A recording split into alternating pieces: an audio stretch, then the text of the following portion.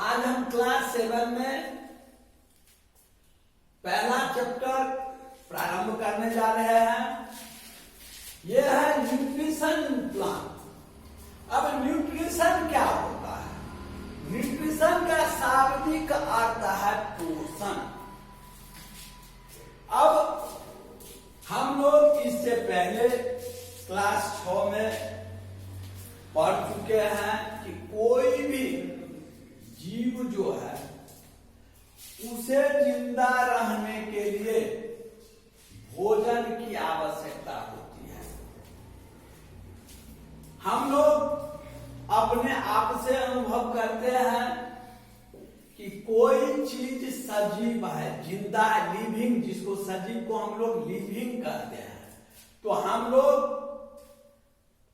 जीव विज्ञान की भाषा में इस ब्रह्मांड में जितने भी वस्तु है उसको दो ग्रुप में डिवाइड किए हैं। एक होता है नॉन लिविंग, दूसरा होता है लिविंग। अब ये नॉन लिविंग जो है इसको हम लोग कहते हैं एयर, सॉइल। अब नॉन लिविंग में हम लोग एयर, सॉइल, वाटर ईटीसी को लेते हैं। और लिविंग में प्लांट, मैन, डॉग ईटीसी को लेते हैं। अब हम देख रहे हैं कि ये जो air, soil, water, rock, mountain इत्यादि जो है इसके जीने के लिए किसी भी भोजन की हमें आवश्यकता नहीं महसूस होती है।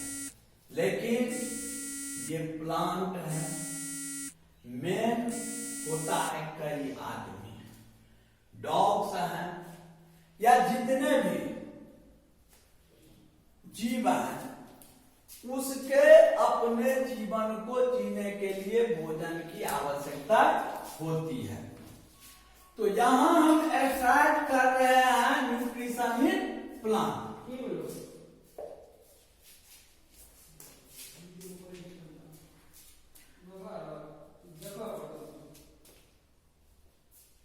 यहां हम चर्चा कर रहे हैं न्यूट्रिशन इन प्लांट। हम लोग पहले ये देखें कि पौधे में पोषण कैसे जरूरी है। इसके लिए हम क्या करेंगे, अपने घर में कुछ चना या मटर या मूंग जो आसानी से हमारे घर में उपलब्ध हो, तो कुछ चना, मटर, ग्राम, चना को हम लोग क्या कहते हैं, ग्राम, मटर पी, हम उसका दाना ले लेते हैं और उसको हम एक खाली कटोरी में रख देते हैं और कुछ उसी ग्राम या पी के दाना को एक हम मॉइस्ट मिट्टी, नम मिट्टी जिसको कहते हो, उस नम मिट्टी के संपर्क में अंदर रख देते हैं। हम देखते हैं कि जो खाली कटोरी में चना या मटर या मूंग का दाना है उसमें कोई परिवर्तन नहीं होता है। लेकिन जिस नम मिट्टी वाले परिक्षेत्र में हम उस चना या मटर के दाना को रखते हैं तो उसमें हम देखते हैं उसमें जर्मिनेशन स्टार्ट होता है, जर्मिनेट करने लगता है, अर्थात वह अंकुरित होने लगता है। इस अंकुरित होने का कारण क्या है कि वह उस नम मिट्टी से क्या लेता है, पानी और खनिज लवण। मिट्टी के अंदर बच्चों आप लोग जान रहे हो कि हमारी धरती माँ जो है वह अपने अंदर विभिन्न प्रकार के खनिज पदार्थ, धातु, पानी, जिसका हम वर्णन नहीं कर सकते हैं। आज सौभाग्य से मातृ दिवस है, हम लोग मदर्स डे मनाते हैं, तो सबसे बड़ी हमारी माता कौन है? जगत जननी ये पृथ्वी, जिसके ऊपर में हम लोग अपने पूरे जीवन शैली को विकसित किए हुए हैं। तो उस धरती माँ से पौधा क्या लेता है? खनिज लवण। और उस मिट्टी में जो नम पानी का मात्रा है उससे वो पानी और खनिज लवण लेती है। खुले वायुमंडल से वह कार्बन डाइऑक्साइड गैस लिया और सूरज का प्रकाश उसको पड़ा, इससे क्या हुआ? वह जर्मिनेट हुई, अंकुरित हुई। और जो एक सूखे कटोरा में बीज है उसमें कोई जर्मिनेशन नहीं होता है। तो पौधा अपना ग्रोथ जो करती है उसके लिए वह एक प्रक्रिया अपनाती है। उस प्रक्रिया के संदर्भ में हम डिटेल्स में चर्चा करेंगे। एक होता है फोटोसिंथेसिस प्रक्रिया। अब फोटो का अर्थ होता है प्रकाश और सिंथेसिस का अर्थ होता है संश्लेषण, अर्थात प्रकाश की उपस्थिति में जो पौधा अपने भोजन बनाने का प्रक्रिया करती है उसको हम लोग फोटोसिंथेसिस अर्थात प्रकाश संश्लेषण कहते हैं। इस प्रकाश संश्लेषण क्रिया के होने के लिए 5 चीज का होना नितांत आवश्यक है, जिसमें एक गुण पौधे के अंदर भगवान खुद देते हैं, जिसको हम लोग पर्णहरित या क्लोरोफिल कहते हैं। सूरज का प्रकाश ऊर्जा के रूप में उपयोग करती है और हवा से कार्बन डाइऑक्साइड गैस लेती है। धरती से जल और खनिज लवण। तो पौधे जो है ये 5 चीज लेकर के अपना भोजन बनाती है। भोजन बनाने के दरमियान जैसे हम लोग अपने घर में अपनी माँ बहन को देखते हैं खाना बनाते हुए, तो कई प्रकार के एपरेटस, जिसको हम लोग बर्तन कहते हैं, औजार कहते हैं, उसका उपयोग करती है। और हम लोग जो खाते हैं तो विभिन्न प्रकार के बर्तन में हम लोगों को परोस के देती है। वैसे ही पौधे में ये पोषण का जो प्रक्रिया होता है, इसमें हमारी पत्तियां जो है पौधे का ग्रीन पत्ती, वह फैक्ट्री का काम करती है, भोजन बनाने के फैक्ट्री का काम। और पौधे में 2 संवहनी उत्तक होते हैं। अब उत्तक हम लोग जान रहे हैं एरिगेशन या collection of same types of cell. एक ही प्रकार के कोशिका के समूह को हम लोग उत्तक जान रहे हैं कि किसी भी सजीव के शरीर की संरचनात्मक और क्रियात्मक इकाई जो है वह कोशिका है। तो पौधे में ये जो भोजन बनने का प्रक्रिया प्रारंभ होती है, उसके लिए उसे खनिज लवण, जल, सूरज का प्रकाश, कार्बन डाइऑक्साइड गैस, इस सब की जो आवश्यकता होती है, उसके लिए एक संवहनी टिश्यू है जिसका नाम है xylem.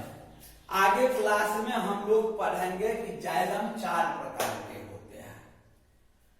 Xylem, xylem trachea, xylem चलनी, जाइलम सेक्वल्स, वैक्वल्स जिसको कहते हैं।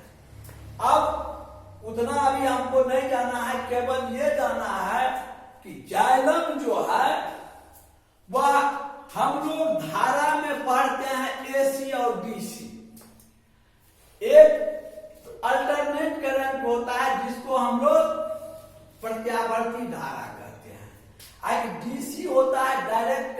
इसको डिश धारा कहते हैं। तो हमारा जाइलम जो है डीसी के तरह काम करता है, अर्थात वह पौधे में मिट्टी से अवशोषित जल और खनिज लवण को सीधे ऊपर की ओर। अब ये यहां एक पौधा हो गया हमारा,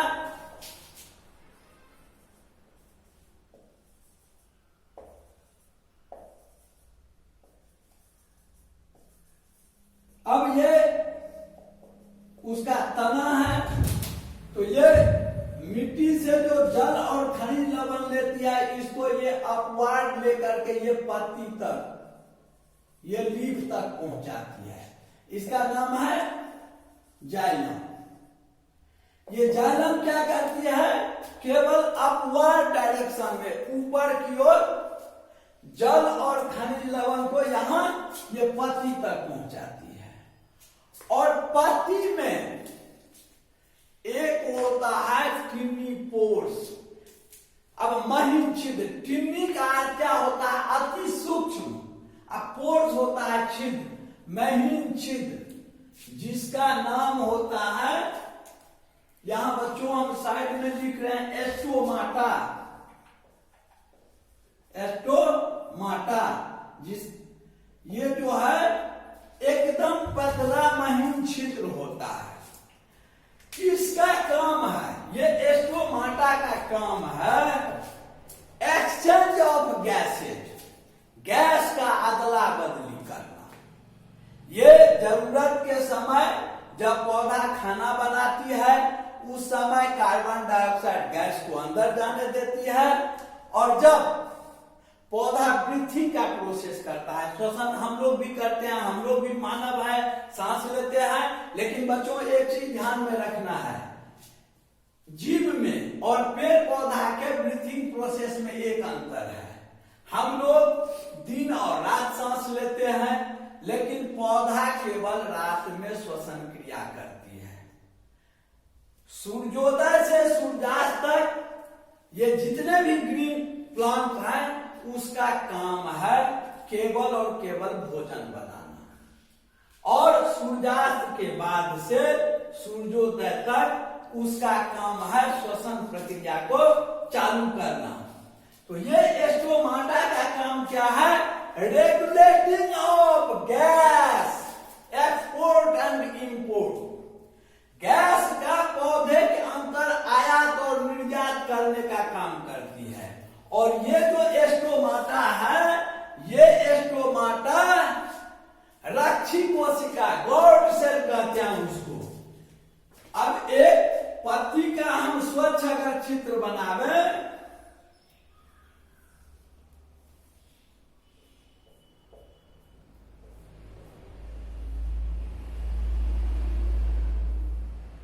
अब इसमें हम लोग किसी तालाब के किनारे पीपल भर का पेड़ देखते हैं, अगर कुछ दिन उसका पत्ता झड़ के पानी में रह जाता है, तो हम लोग अपने घर में मच्छरदानी का उपयोग करते हैं, उसका जाल जो देखते हैं, उस मच्छरदानी के जाल के तरह का उस पत्ता के ऊपर में जो ग्रीन पिगमेंट है, मोमियोपर्ट जो हरे रंग का लगा हुआ रहता है, वह सूखने के बाद पानी के प्रभाव में क्या होती है, पत्ती से अलग हो जाती है। और बच्चों हम लोग मछली का जाल जो देख रहे हैं, उस मछली के जाल के तरह के उस पत्ती में एक संरचना दिखाई देती है। वही संरचना जो है एक्चुअली एस्टोमाटा का छिद्र है, और वह गॉड सेल रक्षी कोशिका से सुरक्षित है। रक्षी कोशिका जैसे हम लोग अपने मकान में दरवान को रखते हैं कि दरवान उचित ही आदमी को अंदर या बाहर आने जाने देता है, वैसे यह गॉड सेल जरूरी हवा को पत्ती के अंदर आने देती है या पत्ती से बाहर निकलने देती है। इस तरह से पौधे सूर्य की उपस्थिति में अपना भोजन बनाते हैं, और भोजन बना करके वह अपना प्रॉपर विकास और वृद्धि करता है। तो इस चैप्टर में मुख्य रूप से फोकस दिया गया है कि पौधे में पोषण। तो अब हम लोग अपने व्यवहारिक बच्चों, तो ये न्यूट्रिशन का मोड है कि हमारे जो हरे पेड़ पौधे होते हैं वह मुख्य रूप से स्वपोषी होते हैं। हम लोग अपने आप में स्वावलंबी शब्द का जैसे उपयोग करते हैं, उसी तरह से ये जो हरे पेड़ पौधे होते हैं वह क्या होते हैं, स्वपोषी होते हैं, जिसको हम लोग अंग्रेजी में ऑटोट्रॉफिक कहते हैं। कुछ पौधे ऐसे हैं, जैसे तू लोग सड़क के किनारे देखते होगे अमरलत्ती, अमरवेल जिसको कहते हो, अलगा और लीचेन। तो कुछ ऐसे भी पौधे हैं जो परजीवी हैं, दूसरे से अपना भोजन लेते हैं। तो बच्चों, इसके संदर्भ में हम अगले चैप्टर में डिटेल्स में चर्चा करेंगे कि nutrition of plant in different mode, autotrophic, heterotrophic, herbivores, carnivorous, omnivorous, saprophyte, parasite, जैसे कुछ ऐसे भी पौधे हैं जो कीट पतंग भी खाते हैं। हमने तो तुम लोगों को पिछले क्लास में चर्चा किया हूँ कि बहुत से ऐसे पौधे हैं जैसे सनड्यू, कलश पौधा, ये सब जो है कीट भक्षी पौधे होते हैं। तो इसके संदर्भ में हम लोग आगे डिटेल्स में चर्चा करेंगे। एक चीज आप लोग ध्यान में रखो कि प्रत्येक सजीव को जीने के लिए हमने क्लास 8 में भी आज पढ़ाया है कि भोजन, वस्त्र और आवास जीव के जीवन का मुख्य आधार है। तो पौधे अपना भोजन कैसे लेते हैं, उसमें कौन कौन सी चीज की आवश्यकता होती है, इसके संदर्भ में हम लोगों ने आज चर्चा किया है। हम आशा करेंगे कि आप लोग इसको अच्छे से समझ के आएंगे। कल इस पर में डिटेल्स में चर्चा होगी। धन्यवाद।